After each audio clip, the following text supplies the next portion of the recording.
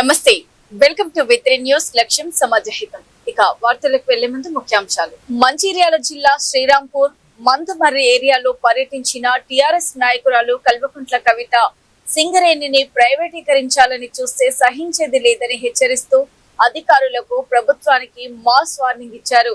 సింగరేణి సంస్థను కాపాడే బాధ్యత తమదని, కార్మికుల హక్కుల కోసం పోరాటం చేస్తామని స్పష్టం చేశారు. కేంద్ర రాష్ట్ర ప్రభుత్వాలు సింగరేణి సంస్థను ప్రైవేటీకరణ చేసే కుట్రలకు తెరలేపాయని కవిత తీవ్రంగా ఆరోపించారు. ఓపెన్ కాస్ట్ మైనింగ్ విస్తరణను వ్యతిరేకిస్తూ కొత్త బొగ్గు బ్లాకులను సింగరేణికి కేటాయించాలని డిమాండ్ చేశారు. కార్మికుల సమస్యలు పరిష్కరించకుండా నిర్లక్ష్యం వహిస్తే పరిణామాలు తీవ్రంగా ఉంటాయని అధికారులను హెచ్చరించారు.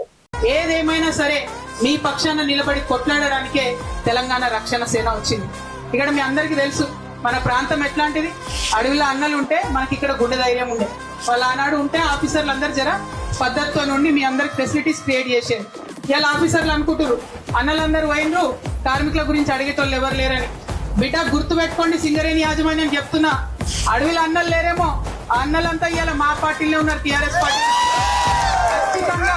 ఖచ్చితంగా మీరేమన్నా ఫెసిలిటీస్ లో లోపం చేస్తే, మానవ హక్కుల ఉల్లంఘన చేస్తే డెఫినెట్ గా వెంటబడతాం. డెఫినెట్ గా మిమ్మల్ని మామూలుగా కాదేదో బెదిరిస్తున్నా అనుకోవద్దు, బరాబర్ బెదిరిస్తున్నాం. మామూలుగా ఊరుకునే ప్రసక్తే లేదు. లీగల్ గా కూడా చెప్తున్నా, అన్ఫేర్ లేబర్ ప్రాక్టీసెస్ కింద అంతకు ముందేమో 500,000 రూపాయలు జరిమానా ఉంటుండే.